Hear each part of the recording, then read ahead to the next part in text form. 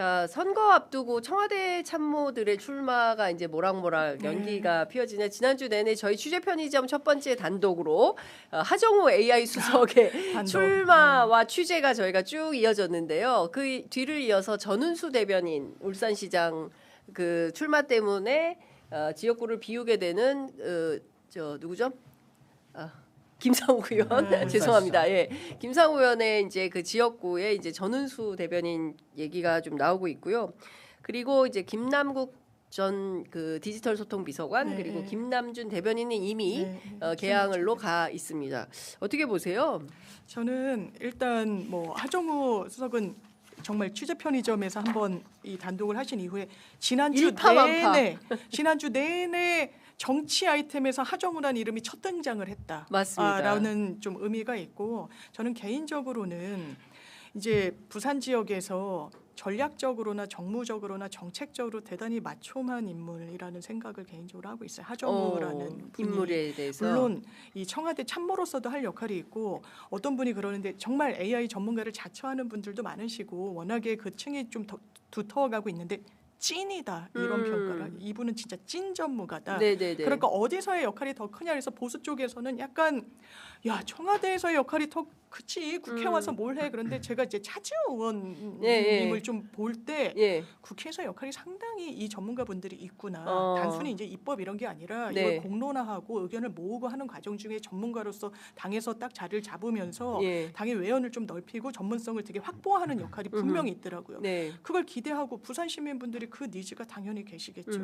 고르다가 딱 신바르듯이 온 정치인이 났습니까? 그 지역에서 터잡아서 성장한 정치인이 났습니까? 거기에 대한 고민이 이제 당에서도 있는 것 같고 여러 출마 채비자들도 뜨거움이 있는 거죠. 이재명 정부의 성공을 내가 참모였으니까 더 얼마나 견인해내고 싶겠어요. 그거는 지역 민심과도 다 조인이 되는 거잖아요. 정말 준비 잘하겠다. 잘하고 있다. 잘하고 있다. 말씀드립니다. 어떻게 보세요?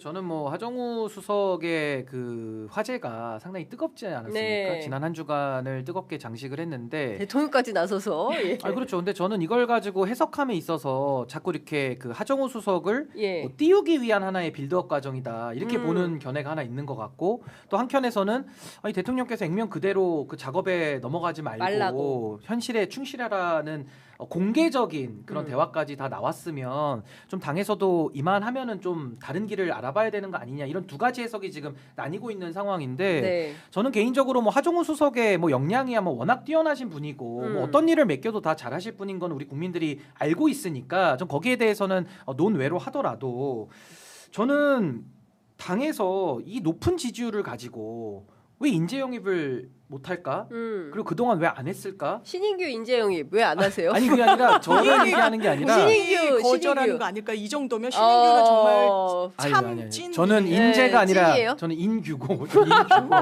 말 사람 아니 그러니까 그래서 저는 요 말씀을 드리고 싶은 게 원래는 당에서 청와대에 들어갔다가 청와대에 있는 사람이 선거 앞두고 또 우르르 나와요. 이 선순환이 좋은 겁니다. 근데 좋은 건데 문제는 뭐냐면 청와대에 일하는 사람들이 어떤 의지가 있고 의사가 있을 때 나오는 건 너무 환영할 일이에요. 근데 지금은 대통령께서도 AI 3대 강국으로 지금 가고 있는 아주 대전환의 중요한 그 관문에서 하정우 수석 때문에 또 AI 수석실을 만들었다고 볼 수도 있거든요. 그러니까 그 정도로 중요성과 국가와 국익을 위해서 역할을 하실 분인데 지금 채 1년도 되지 않아가지고 이제 갓 호흡 맞춰서 일하고 있는 상황에서 부산 북구갑에 차출이 된다는 것 자체가 국가적으로 보면은 좀 손실 아니냐 이런 이야기가 충분히 나올 수 있기 때문에 저는 뭐 지금도 북구갑에 뭐 대체 인물이 없으니까 자꾸 하정우 수석을 소환하고 있는 점에 대해서는 저는 민주당도 그러면 왜 인재 영입에 대해서 매우 소극적이고 적극적으로 나서지 않았는가 저는 여기에 대한 부분도 한번 좀 짚어볼 부분이 있다. 그래서 저는 오히려 당에서요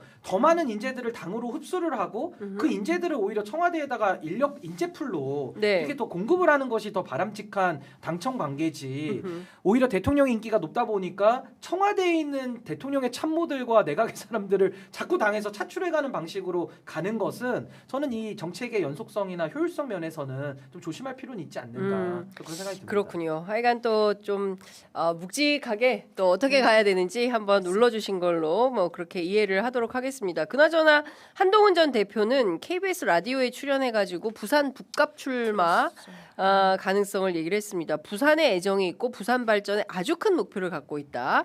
노래 가사처럼 읽기 쉬운 마음이라고 했는데 어떻게 보세요? 제가 이 인터뷰를 들었어요.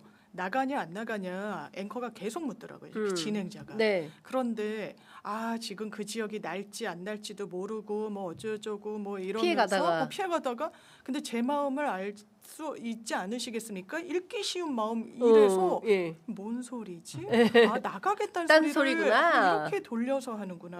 유권자에 대한 예의가 없다 생각했어요. 대구 왜 그 이른바 친한계가 방송 나와서 며칠 동안 뭐라 그랬을까? 주호영 나가라. 무소속 나가라.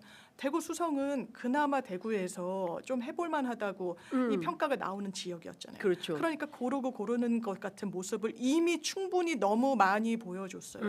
그리고 부산에 대한 애정이 있다. 그러면서 오히려 역으로 박민식 당신 뭐 부산 떠났었잖아.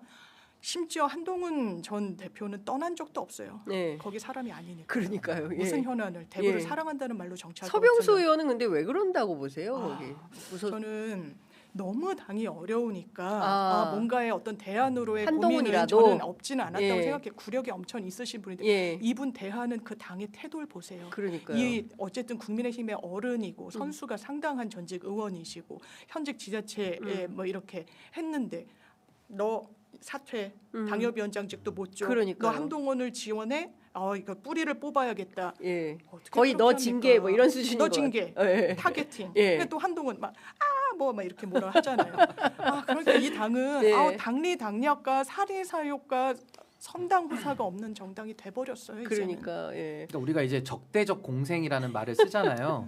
근데 이제 장동혁과 한동훈을 보면은 적대적 공멸 관계 아니냐. 적대적 공멸 관계다. 싸우면서 둘 다 그냥 자멸의 길을 가고 있는 거거든요. 그렇기 때문에 저는 뭐 한동훈 전 대표 이번에 뭐 고민은 많이 하고 있는 것 같아요. 지역구 쇼핑을 하면서 상당히 저는 정치를 쉽게 보고 있다. 그러니까 국민의 민심을 접근하는 방법론이 여전히 그 정치의 본질로 들어가지 못하고 있는 한동훈 전 대표의 모습을 보면서 전 이번에 그냥 출마를 했으면 좋겠어요. 어디든 출마를 해서 본인도 그 민심의 현 주소를 알아야 되는 거 아니냐. 지금도 이렇게 보시면 뭐 수원에 가면은 한 2만 명 모이고 뭐 어디 대구 가도 한 2만 명 모이고 잠실체육관 가도 한 2만 명 모여요. 근데 문제는 그 2만 명이 다 같은 동네 사는 게 아니거든요.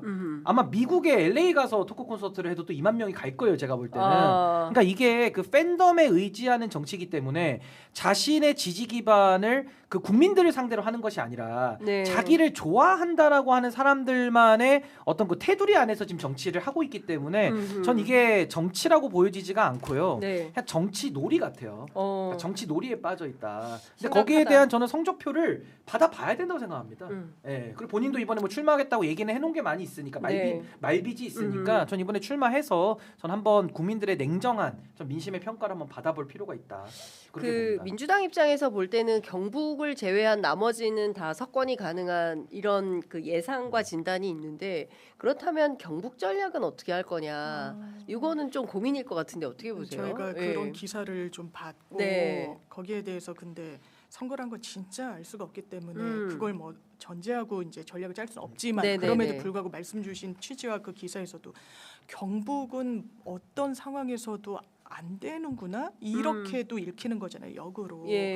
그러면 저희가 영남특위를 발족시켰습니다. 영남특위라는 것은 어쨌든 당 내에서 이른바 영남과 관련해서 이를테면 대구 단 한 번도 민주당에 표 주지 않으셨을 때 그 이익을 유권자분들이 그 시민분들이 얻으셨나요? 30년째 공전하고 있는 이 낙후된 지역 GRDP 꼴찌 여기에 대해서 민생 나아졌습니까? 살림살이 좋아졌습니까? 국민의힘 찍어서 이게 영남 마찬가지라는 거예요.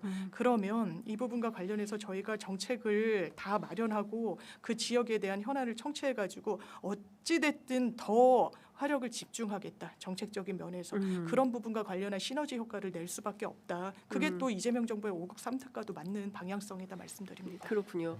근데 사실은 이럴 것 같긴 해요. 그러니까 정말 그 경북이 고립된 섬으로 남아 있을 수도 있잖아요. 그렇죠? 그러니까 그럴 때는 경북에 계신 분들 입장에서도 우리도 시대에 뒤처지면 안 되는데 지금 시대 정신이 뭐야? 민주주의와 뭐 집단지성의 힘으로 대한민국을 좀 그리고 또 국제 질서가 워낙 우리가 좀 이따 얘기도 하겠지만 심각한 가운데 우리만 고립되면 안 된다 이런 생각도 좀 가지실 것 같기도 한데 어떨 것 당연히 가지실 수밖에 없고 저는 국민주권 시대에 대한민국의 이재명 대통령께서 모두의 대통령을 하고 계시기 때문에 누구도 배제될 수 없죠. 누구도 저는 다 빠짐없이 다 함께 이 새 시대를 여는데 참여해야 된다라는 생각이 들고 참 이번에도 김부겸 후보가 나오기까지 상당히 그 어려움이 많지 않았습니까? 그 이유가 뭐냐면은 대구에 인물이 없는 거예요. 그러니까 김부겸 후보가 나서지 않으면은 나서서 헤쳐나갈 수 있는 그러니까 인물이 없는 그러니까 사실상 민주당 입장에서는 정치의 불모지 상태 아니었냐. 과거에 그랬죠. 그렇죠. 그러니까 이게 뭐 지금까지도 저는 이게 이어져 오고 있다고 좀 보기 때문에 앞으로 저는 이번 지방선거를 좀 계기로 해서는 민주당 입장에서 전국 정당에 이제 길을 열지 않았습니까? 그렇다고 한다면 이제는 선거 때만이 아니라 평시에 정말 이제는 영남에 대한 투자와 또 그분들의 마음을 상시적으로 얻기 위한 노력을 하면 이제는 대통령님만 모두의 대통령 되는 게 아니라 민주당이 정말 전국 정당 모두의 정당이 되는 거거든요. 모두의 정당. 모두의 정당이 되는 거죠. 그러니까 그 길을 모두의 정당 진짜 좋은 표현입니다. 저는 그 길을 가는 게 정치 복원의 길이고 그 길이 정말 대한민국의 정치를 한 단계 업그레이드한다고 생각해요. 근데 지금은요 민주당 외에는 대한민국에서 이 업그레이드를 할 수 있는 정당이 없어요. 그러니까 저는 민주당이 그 책임을 가지고 전 이번 선거를 계기로 해서 뭐 경북 지역도 어렵죠. 이번에 만약에 뭐 다른 지역에서 다 이기더라도 뭐 경북에서 안 될 수도 있습니다. 그렇지만 저는 경북에 대해서도 적극적으로 인재 발굴하고 또 그 지역에 대해서 평시에 그 지역에 대해서도 아낌없는 저는 구애와 저는 좀 더 헌신을 가지고 저는 당이 좀 적극적으로 나서면 좋겠다. 저는 정치의 근본적인 변화와 발전을 저는 원하는 입장에서는 민주당이 이걸 시작하면요, 뭐 국민의힘이 아니더라도 그 다음에 어떤 대안 세력이 나오더라도 그 세력도 뭐 영남을 기반으로 하더라도 또 호남 앞으로 가는 길이 열리는 거고, 그렇죠. 전 하나의 그 가교 역할을 좀 민주당이 역사적 그 관점에서 한번 좀 했으면 좋겠다. 작년 대통령 선거 때 제가 이제 대구에서 그 선거 캠페인 할 때 이제 시민들 인터뷰를 많이 했었을 때. 대구 시민들이 제일 많이 했던 얘기 중에 하나가 대구를 버리지 말아주세요라는 거였고요. 두 번째 제일 힘주어서 말씀하셨던 대목이 뭐였냐면 유명한 대구 경북 출신들의 그 정치인들이 많아요. 민주당에도 뭐 서영교 의원 등등 해서 이런 분들이 대구에 한 달에 한 번씩만 좀 내려와서 대구 정치를 좀 바꾸는 역할을 해주시면 좋겠다라고 얘기를 했는데 저는 이를테면은 이제 김부겸 그 후보가 예를 들어서 당선이 된다면 뭐 그렇게 대구 정치가 바뀌고 또 그 영향이 뭐 경북까지도 바꿔내는 뭐 이런 방향으로 가지 않을까. 그러면서 또 정치의 토대가 좀 정상화될 수 있게 되지 않을까 싶어요. 그러니까 제일 중요한 지역인 것 같아요. 그러니까 지금 보면 역사의 전환점에 와 있는 것 같다. 한국 정치가. 그러니까 해방 이후 처음으로 우리가 한번 세게 한번 크게 바꿀 수 있는 그런 전환점에 와 있는 것 같다. 진짜 읍소드리고 싶어요. 그러니까요. 진짜. 그래서 이번 선거를 진짜 제대로 잘 해내면 이후에 대한민국의 향후 30년, 향후 100년이 좀 변화할 수 있는 정치의 토대가 바뀌는 그런 선거가 되지 않을까 싶습니다. 아니, 그래서 저는 의미가 크다고 저는 느끼는 거고 예, 이번 맞습니다. 선거가 뭐 아주 각축 그 격전지는 별로 없지만 그래도 이런 대전환을 이뤄내는 선거는 우리가 한 번도 안 해봤기 때문에 그렇습니다. 매우 중요한 거고요. 그리고 사실 대구 경북의 변화가 저는 대한민국의 변화를 도장을 찍는 마지막 저는 마무리라고 보는 것이 결국에는 민주당이 거기서 역할을 해내지 못하면 또 거기는 국민의힘 사람들이 또 본인들의 근거지를 활용해서 또 다른 그 소위 말하는 본인들의 정치적 공간을 확보해 나가는 역할을 하는데 또 그분들이 이용을 당할 수 있거든요. 그러니까 그런 차원에서는 정말 이 과거의 굴레를 아예 좀 단절시키는 한 번에 좀 대전환이 이번에는 좀 반드시 그렇습니다. 민주당 중심으로 있었으면 좋겠다 생각이 듭니다. 그래서 이번에 저는 꼭 제가 현장을 다니면서 직접 현장을 발로 뛰어서 취재하면서 느끼는 바는 이번에 민주당이 다 할 것 같으니까 투표해봐야 의미가 없어. 이렇게 해서 투표율이 내려갈 수가 있어요. 그런데 이번에도 민주시민의 기본 자세는 투표 참여를 적극적으로 그렇죠. 하는 것이고 투표를 통해서 어느 정도의 민주주의 회복, 탄력성 이걸 좀 보여주고 그리고 이걸 기반으로 해서 한국 정치가 어떻게 더 나아가느냐. 그러니까 완전한 토대를 바꿔서 새로운 진보 보수 양날개로 날 수 있는 그런 기틀을 만드느냐. 막 그런 얘기 하잖아요. 옛날에 유럽에 국민의힘 같은 보수 정당 없어요. 뭐 그런 건 극우 정당이에요. 수구예요. 뭐 이런 얘기 했었는데 정말 새로운 단계로 나아가는 정치를 만날 수 있는 첫 번째 선거가 이번 지방선거가 아닌가. 저는 투표율이 굉장히 중요하다. 너무 중요한 거예요. 예, 투표 참여, 투표 캠페인을 반드시 매체들이 해야 되겠다라는 생각이 좀 듭니다. 그러니까 이제 우리가 국민주권 시대잖아요. 그러니까 국민주권 정부가 탄생했고 국민주권 시대를 열려면은 국민주권 시민들이 나가야 되는 거죠. 그렇죠. 그렇게 해서 전 이번에 아까 대전환이라는 말씀도 참 공감이 되고 이걸 이제 한의학적으로 얘기를 하면은 이제 체질 개선인 거예요. 체질을 바꾸는 거다. 체질 바꾸는 게 어렵잖아요. 그렇죠. 한 번에 되지도 않고. 맞아요. 힘들어. 체질을 바꿔야 그 다음에 뭘 먹더라도 이게 몸에서 받아들이는 거니까 저는 대한민국을 사람에 비유하자면 체질을 바꾸는 선거다. 그럼 체질 개선에는 대한민국 국민이라면 누구나 자기 지역에서 다 나가서 소중한 한 표 다 이번 행사하셔야 된다. 생각이 듭니다.